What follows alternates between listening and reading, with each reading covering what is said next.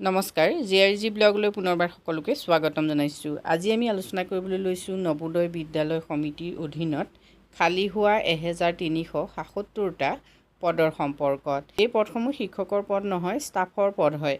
দশম শ্ৰেণী উত্তীৰ্ণৰ পৰা সকলোৱে এই পদসমূহৰ বাবে আবেদন কৰিব পাৰিব আৰু পদৰ সংখ্যা হ'ল 1377টা। কি পদ খালী হৈছে আৰু আপোনালোকে কেনেকৈ আবেদন কৰিব, যোগ্যতা কি লাগিব, সেই সম্পৰ্কত সম্পূৰ্ণ তথ্যখিনি আপোনালোকে জানিব পাৰিব আজি ভিডিঅ'টোৰ পৰা।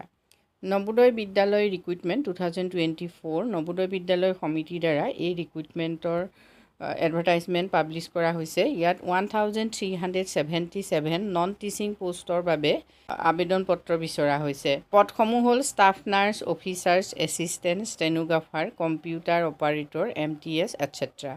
পদসমূহৰ বাবে আবেদনৰ লাষ্ট ডেট হ'ল 30/4/2024। পূৰা এমাহ সময় আছে। আপোনালোকে যদি এই পদসমূহৰ বাবে আবেদন কৰিব বিচাৰে তেতিয়াহ'লে এতিয়াও যথেষ্ট সময় আছে। ষ্টাফ নাৰ্ছৰ পদ আছে ইয়াত 121টা আৰু এই পদসমূহৰ বাবে BSc honours in nursing or regular course in BSc nursing or post basic BSc nursing, registered as a nurse or nurse midwife with any state nursing council, 2.5 years experience in a minimum 50 bed hospitals, মানে 50খন বিচনা থকা হস্পিটেলত 2.5 বছৰ আপোনাৰ experience থকা হ'লে এই পদসমূহৰ বাবে আপোনালোকে আবেদন কৰিব পাৰিব।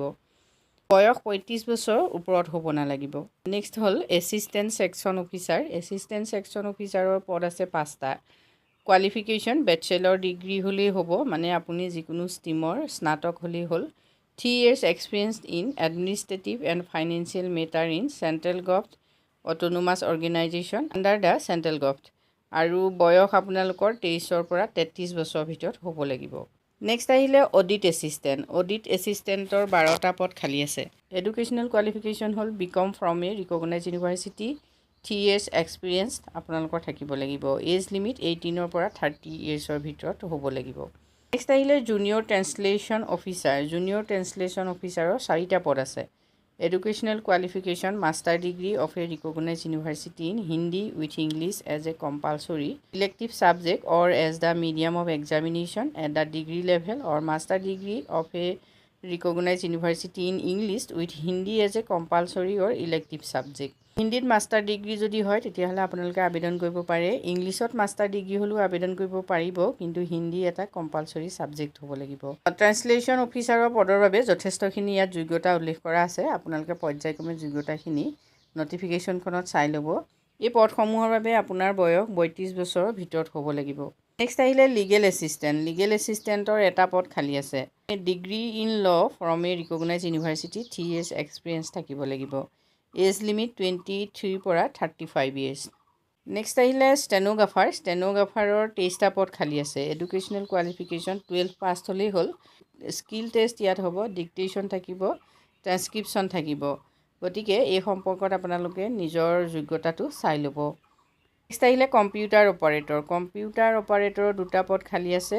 BCA বা BSc হ'লে আপোনালোকে আবেদন কৰিব পাৰিব। লগতে কম্পিউটাৰ ছায়েন্স IT কিবা এটা আপোনাৰ থাকিব লাগিব, বা BTech computer science from A recognise university হ'লে আপোনালোকে আবেদন কৰিব পাৰিব, আৰু 18ৰ পৰা 30 years আপোনালোকৰ বয়স হ'ব লাগিব।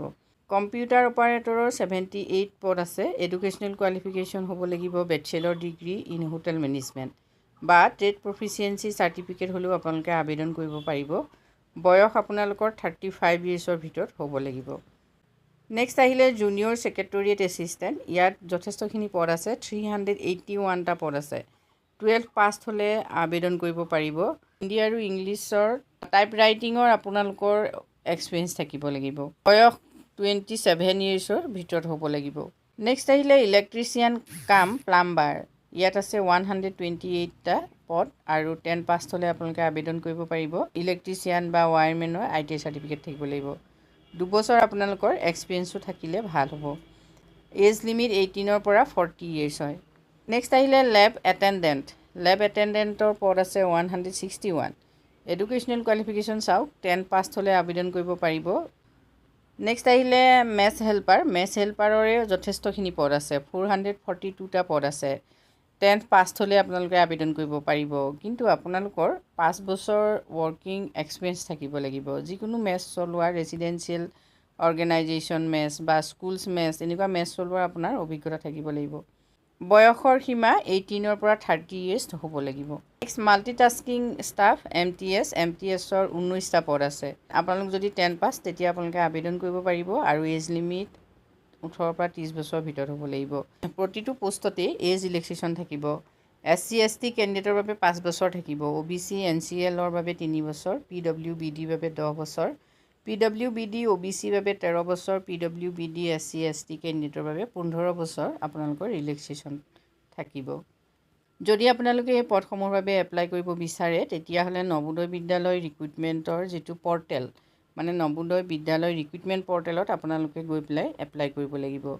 এপ্লিকেশ্যন ফিজ আপোনালোকে চাওক। ফৰ ফিমেল ষ্টাফ নাৰ্ছৰ বাবে আনৰিজাৰ্ভ OBC EWSৰ বাবে 1500 আৰু SC/ST PWBDৰ বাবে 500। ফৰ আদাৰ পজিশ্যনছ, অন্যান্য যিবিলাক পোষ্ট আছে সেই পোষ্টবিলাকত আনৰিজাৰ্ভ OBC EWSৰ বাবে 1000, SC/ST PWBD কেণ্ডিডেটৰ বাবে 500।